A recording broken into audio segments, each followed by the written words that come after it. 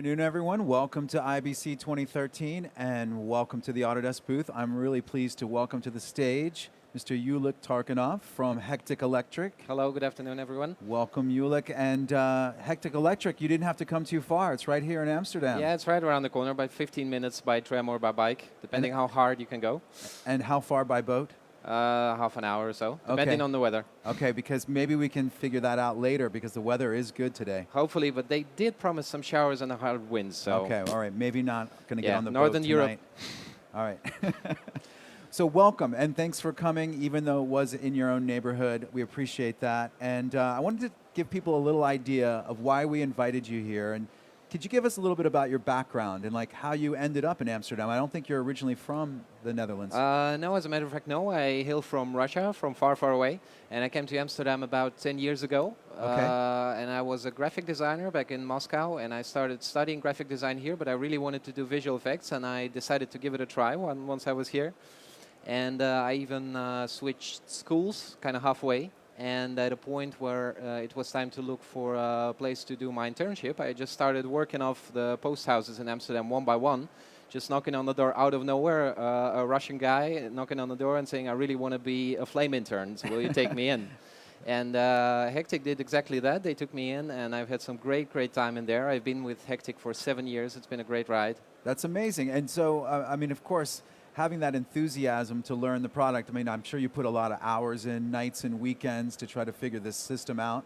Well, I do remember reading the double manual cover to cover, like the old one, the volume 1 and volume 2. and I still remember how I found it really nice that they had these wonderful explanations, like enables subneuronic fibrillator to enable the flubrotronic fibrillation or something like that. It had a lot of sections which were written in that way. Yeah, well... It's much better these days. Well, I think that's, you know, everyone needs to know what an electronic fibrillator does. Absolutely. So that's wonderful. If you call yourself a flame artist, you just got to know that. Yeah, and flame artists are a rare breed, so I can imagine why you wanted to work your way up the ranks. You know, it was actually voted in terms of, like, best jobs in the world. It was, I think, 4th right after astronaut. Okay. So you're in good company. All right, so enough about the background story. And HecticElectric, tell us a little bit about Hectic. They've been around a while, too. Yeah, Hectic is actually an established player on the market in Amsterdam. We've been around for 14 years by now. I think Hectic was the flame customer from the beginning, right when they started as, previously they started as Baby Post, and then they became HecticElectric, being flame customer at the start. Our boss and owner of the company is also a flame artist. He still does quite a few jobs himself. As a matter of fact, I think right now he's on the job at the office finishing a very nice spot that we're about to show somewhere like in a week or two. It's going to be on the tele. You guys also just won you're nominated for an award, right? We're very thrilled. We're nominated for an award. We're competing against some heavyweights. It's a Dutch Visual Effects Award. Since we're doing both commercials and features, we've been nominated for a feature that we've worked on in 2012 called Koning van Kantoren, which was a very nice feature for teenagers based on a Dutch book. That's cool. So the thing that I wanted to also make people aware of is even though you've been working on the system since the SGI days, you started on an SGI Tesro 7 years ago, you evolved over time, not only from graphic design to the flame, but with the various versions of the software, the platform change, the 4x3 UI to 16:9, and now to the 20th anniversary edition. So I thought you were the perfect person to bring to Amsterdam or invite to IBC to kind of talk about your experiences making that transition. Yeah, that was a kind of a thing because I started on Flame back when it was on the SGI, so I am the last SGI generation, so to speak. And I still remember when my first Flame looked like this. Some people in the audience will probably consider it a very modern one. I think it was 9 point something. Right. But I still remember the 4x3 UI, and then I remember how we went through the transition to the 16:9 UI, and all the buttons moved to a completely different place, and you were clicking something, and it turned out to be something completely different, and sometimes not undoable, even. Yeah, that happens. But it was... Or sometimes you would exit from the module and end up back on the desktop and say, how did I get here? Oh, they put exit where process was. Yeah, That's right. Yeah, exactly. I remember that one. Yeah. That was tough. All right, and so then you move forward after adapting to the 16:9 just recently. Well, actually, as soon as it came out, you were a Yeah, very early adopter. As soon as the anniversary edition came out, we jumped right in because we were convinced that it's got some goodies in store for us, and we've also followed the Smoke on Mac beta very closely, the whole public beta process. So we were kind of prepared of where this was going in terms of interface and the timeline and all things like that. And it's been actually a very good experience for us because now what we're seeing happen more and more is that our projects look like this. And this is exactly something that the anniversary edition does much better. When you have lots of layers and lots of tracks and lots of transitions, everybody wants animated transformations in their edits. Everybody wants transparencies. It's just a much more natural way to work a spot like this than it was previously, where you'd have pretty much a flat conform and you would swap shots in and out of it. Yeah, and that was really the point, right? I mean, jobs have grown in complexity over time. You're being asked to do more and more things. Managing projects is more difficult, right? And to actually be able to do all of that in a timeline where you can take advantage of nesting all of your composites inside of each segment, and then also be able to adjust all the timing in terms of how things come on and off in your scenes. This is the way that things need to be sort of modernized. This is the modern workflow. Yeah, exactly, and especially knowing that timings these days change all the time. Edits never lock until the last minute. You always have to move stuff back and forth. And what we've seen, one of the patterns which actually emerged for us throughout 2013 and at the end of 2012, I think, is that we started moving old projects over to the anniversary edition for edits, for changes, for making versions, for making shorter cutdowns and pre-rolls for YouTube and stuff like that. And we could see, due to that, how a project would transform once you bring it to the anniversary edition and actually collapse its structure into this much more modern media management system that has been designed. And that's the great thing about your presentation, I think. It's actually a how-to convert a project that's pre-anniversary to the anniversary edition. So with that, why don't you sort of take us through those steps and give us some tips and tricks? Yeah, let's do this. I think we gotta show the audience the spot first. Let's start with that. It's a very nice spot that has been done for Van Gils Parfums by IFB McCann Amsterdam, and the creatives on that were Charlotte Vermeer and Jos Hamman. And it's been directed by our good old-time friend Werner Dahmen from the production company called Suiker Depot, with whom we've done really great work with throughout the last 5 or 6 years. I have a very good relationship. And I've also had our wonderful Hectic artists help on the spot. We've had our great 3D guys, Misha Smith and Robert Lupken and Lars Snelders work on it. And we've had Mark, our chef and boss, be on set and actually establish all the little things that helped us finish the spot on time. I think we might just run the spot. Yeah, that's great. We're going to see some of that fine 3D work in the spot. It is, well, a second, just to check. Yeah. And Frank, we've got audio on this.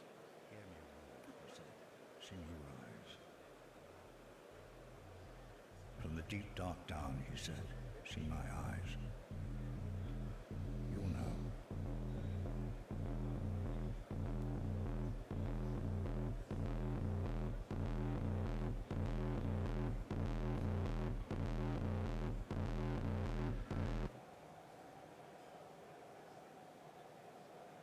See me rise. Van Gils, our fragrance. It's a beautiful spot, and obviously some what we call invisible effects, and then some things that are a little bit more obvious, some of the hero shots. Yeah, quite a couple of them. And what happened with that spot is actually it went through this conversion process, because at the time we were finishing it, it was exactly the moment of the changeover to the anniversary edition. And I could actually look at it and see how a spot would look when converted. So normally, the way it was initially set up was your traditional flame library structure that everybody knows and loves, where you would have one shot per reel, and you would have a reel with all the materials that you use in a separate shot. You would have your mats, your 3D elements, all the things edited together, and you would be putting them on your desktop. You would load your batch, you would render your result, then you would see to it that this reel is saved for yourself or for the next artist who comes to do the same job. and you would watch that these reels are always organized, that you never lose anything, that you always link the right sources, and then any given time when you were working the spot, you would have a number of these shot reels open on your desktop, so you would know, okay, I'm very likely to do modifications on this spot, so I better have its reel at the ready. And then when you needed to load a different shot, you would remove this reel because you didn't have enough space, so you would have to load a different one. And it was kind of, it was a lot of managing of clips and watching to it that everything is saved.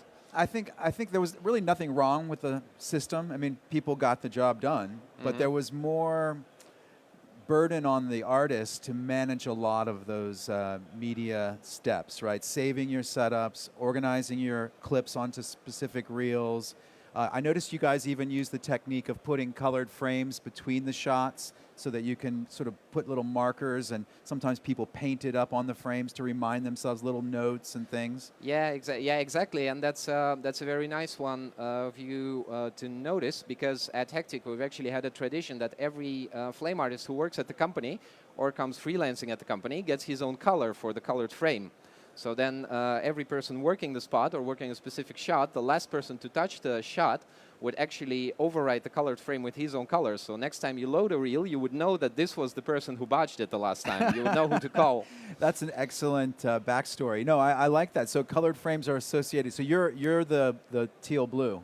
Yeah, I'm the teal blue, and it's teal blue because it's actually the teal blue of the UI sliders, so it's the easiest one to pick when you need a color. That's good. That's good. So I'll always associate you with that color. And by the way, in the 20th anniversary in 2014, you can actually set colors for your various yeah, I've already played with that. You can even rainbow color your desktop if you want. So you can very go nice crazy one, with colors. Absolutely. All right. So that was sort of the old way. And again, nothing wrong with it, but as things became more complex, we wanted to remove some of that burden from the artist managing the media and figuring out where everything went. So how did you guys convert to the new way? Well, the new way for us has been great on a number of fronts. The first thing, obviously, is how we organize our edits.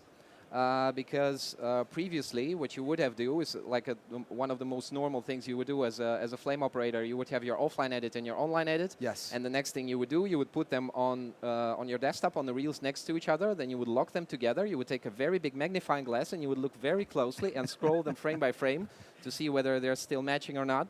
I'm glad to see that a Russian guy in English can be sarcastic in front of the developers. That's great. I really like that. Yeah, That's but good. I think they've expected that from me. Yeah. So the old way of locking reels and getting your magnifying glass goes away because in the 20th anniversary you have a proper split view. Yeah, we have a great split view, and we're using it a lot. So even here, as you can see, I got my offline right above the online edit, and what we use a lot is we use the angle splits to go through the spot shot by shot and to just compare whether it's matching or not.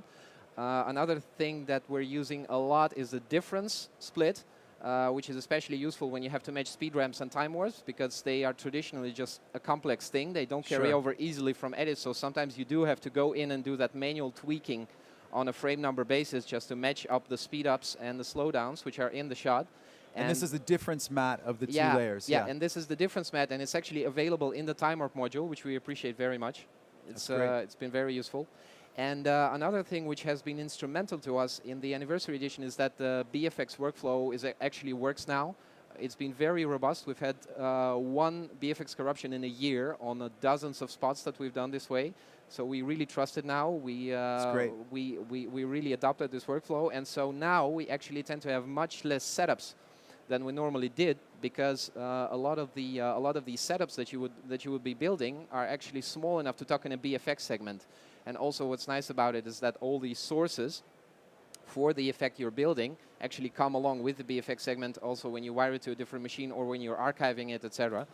For example, here we have a shot which doesn't actually need an elaborate batch setup on its own. For example, here we had to extend the asphalt under the plow because the director said, you know, actually here the guy is walking on the sidewalk, but he's actually got to be on the road here. So what we had to do is we had to do a little extension in there. And this one is the reformat, this one.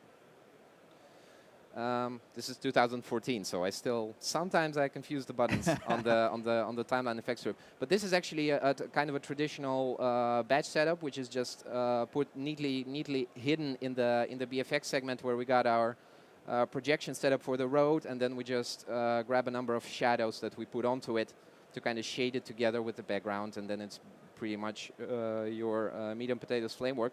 And we have lots and lots of shots like this, which we just keep in the BFX segments. What we use a lot is that the BFX segments are also compatible with CFX segments on Smallcom Mac. Right. So that's something we use a lot. We really love it. So that's a pretty straightforward standard shot that people have to do all the time. People want to remove things from scenes, set extensions, stuff like that. But the real hero shots in the commercial were the asphalt being sort of destroyed and torn up by the plow. So why don't we take a look at that? Yeah, it's these two shots, which are pretty much the money shots in the commercial. And for them, we do have separate batch setups because they're kind of elaborately built. And what we tend to do these days is we pretty much stopped saving loose batch setups separately on the server. We tend to use snapshots all the time. And basically what a snapshot does, it saves your setup, and it also saves all of the associated clips that you're using in your setup. So as you can see, this setup, for example, it's got quite a number of stills, but they're all contained within that single snapshot thingy in here, which is very neat. So we don't have to maintain a reel per shot anymore. Pretty much all we do these days is we just name the setup, and we just hit this button here, and then we know that the setup is safe. This one. We know that the setup is safe along with all of the clips used in it, like matte paintings and 3D elements, etc. And I wanted to show you that shot, which is kind of a more elaborate one. It's the close-up of the plow, and what's peculiar about it is that we had to start off with a combined take, because what they've shot on set is they have actually put a red camera on an actual plow, and they've let the plow roll over the asphalt. And as you can see, if you actually don't put tires on the wheels of the plow, you get this extreme camera shake, which pretty much destroys your image, because even for such a good camera, this high-frequency noise produces a very, very noticeable rolling shutter situation, which is pretty much impossible to remove. So what we had to do, we had to take this take, which they've shot next, and actually move the image from this take into this one, because the director said, I find this camera motion really, really nice. I really like I really like the grid of it, and I would like it to be used in the shot, but the image is actually unusable. But this is the typical request, though, right? Yeah. Somebody, the director, gets the idea that he really wants to combine these two takes, and now it's your job to figure out how to do that. Yeah, absolutely. And this was something that our 3D guys tackled. So what they've done is they've tracked the two shots to each other in the same space, and they ended up making a pass which looks like this, which we've imported through Gateway, because this is another thing that we use a lot these days, is that we would just live link stuff from the server, as opposed to loading it, importing it into the frame store and then linking into your setup, whereby they have reprojected the plow, and the guy who's walking through the smooth camera, and they've made a registration of it with the camera that's shaking. So this was pretty much the basic element of the shot, which is already like post-produced, if it were. Then we've obviously had our hero 3D elements, this wonderful 3D simulation made in Maya, right, and rendered in V-Ray. And then obviously we also needed some atmospherics and little things that add nice touches to this. So we've had some dust, which comes over from Fume Effects from 3D Studio Max. 3ds Max, yes. Absolutely. And then we've also had some gravel, which is another particle simulation also done in 3ds Max. And they were all rendered with the same render engine and with the same shaky camera. So they all have consistent motion blur, which is really nice in that case. And we've had some pre-painted sparks that we've made that we could put on the impact point of the plow, which you can see here.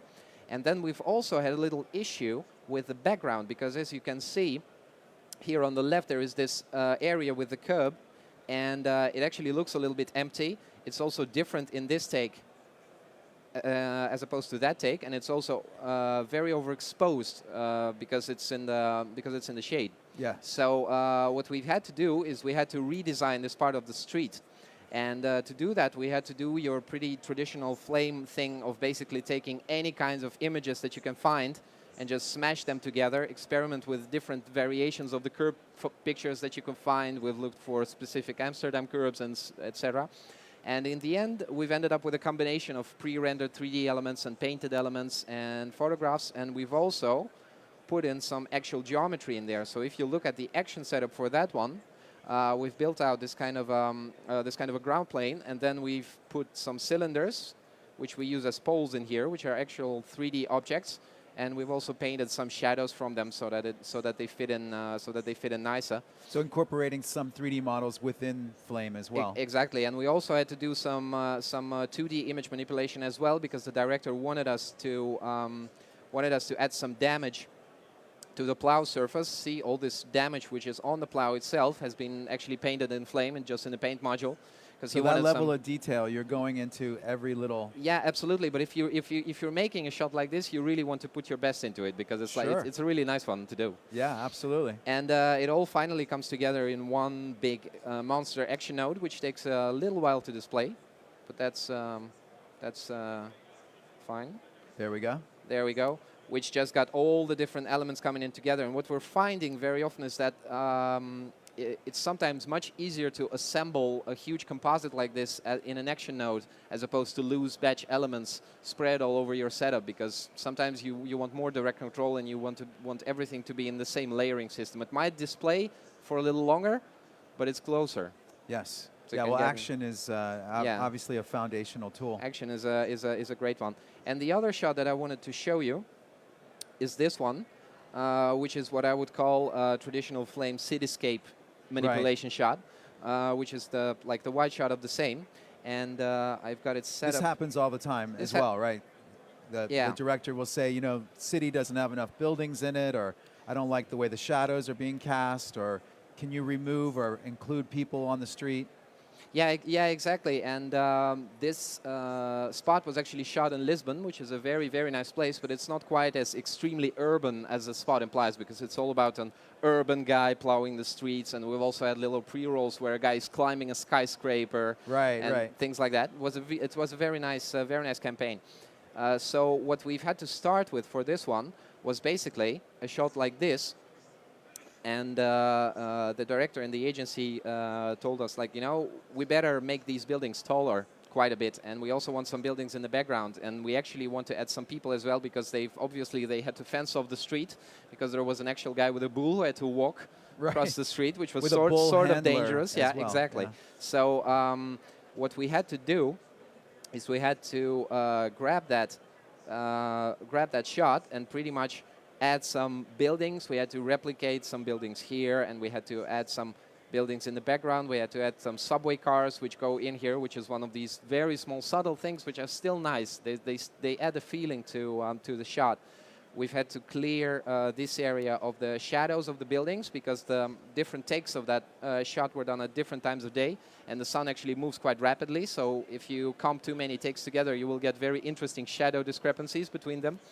So after that, our matte painter made us a great trace. Can you zoom in on that a little bit? Yeah, absolutely. That's a painted. That's actually the painted trace of the guy plowing the street. And since the matte painter just loves to paint in this direction, we have to use the flip node. Yes, this is his favorite node, by the way. This is an authorized demonstration of a flip node in the case where it's actually extremely useful. Because the matte painter was left-handed, so he is constantly flipping things. Yeah. Yeah. And what we had to do then was we had to add some 3D elements for the actual impact point where the plow is going through the asphalt. So there are some elements coming out of here. We had to remove the bull handler, who is actually standing here invisibly, somewhere tucked away somewhere behind one of our G-masks. I think he's somewhere here. It's always funny revisiting the old setups. Yeah, this guy here, and we also had to add some people walking on the street in here, and the two guys standing here replace all the branding and advertising, etc. Everything. The classic the bull ones. And the guy. Yeah, and then we also had to add a little bit of a camera motion to it, and this is an interesting one to talk about, because what we've noticed is that normally when you get a request from a client to make a camera move in post, to make kind of a pan and scan thing, then you would just grab your shot and you would let it pan and scan and scroll by in 2D. maybe you would zoom in a little bit or zoom out a little bit. What we found worked much better is if we actually grab the action camera and we rotate it as if it were a nodal pen. So as you can see, if we go from the first frame to the last one, you will see that the image is actually rotating around the camera, as it were, and this tends to produce a much more natural feeling of a camera move when you do this, because this is actually the deformation which happens to the image when a cameraman just pans his, like a real his tripod camera. head. Exactly. Yeah, that's clever, but then there's also a step further that you go in terms of the detail, the subtlety. You guys actually use Matchbox. Yeah, we do. We find it a great addition to the toolkit because we had some experience with the Sparks API, and we'll wait on that one. But Matchbox is actually great. It works, and one of the things we're using is our custom lens distortion shader, which exactly matches the Synthesize lens distortion model. Okay. And it also has a nice little trick in there that it allows us to put in some chromatic aberration. So when we drag the sliders, you see it smearing out the colors a little bit, so you can smear like the blue against the red, or the green against the blue, etc. And also what we tend to do these days is we would actually round trip things from the standalone batch into BFX, and we'd also use that feature to cache the batch trees when they get too big. Right. So, for example, I could just grab this regrain node and create a cached BFX version of it, and what then happens is Flame actually gives me a clip with the whole upstream batch tree attached to it, and also all the sources. So it embeds the entire setup, this whole flow graph, into a segment that you can re-edit into your timeline. Yeah, and then you can just grab it and edit it into your timeline and just use it as another version, or you can ship it off to a different artist or whatever that you want. That's great. Well, it's a great tour. The new 20th anniversary edition. And maybe we could show the company showreel as a closure. You want to play that? Let's play that. I'd say so, because we've done quite some nice work. I think throughout let's take the a years. look at the HecticElectric showreel. Is the perfect way to end. The fits, and we're gonna again have sound on that, I think.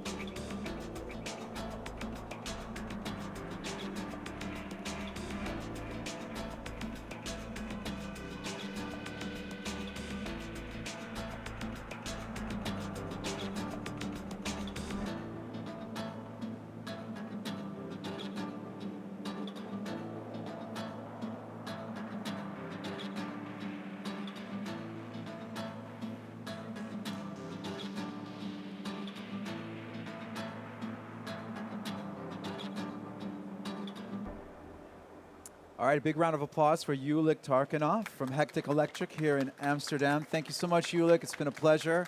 Appreciate your hospitality in your fine city. Thank you very much for your having second me. home.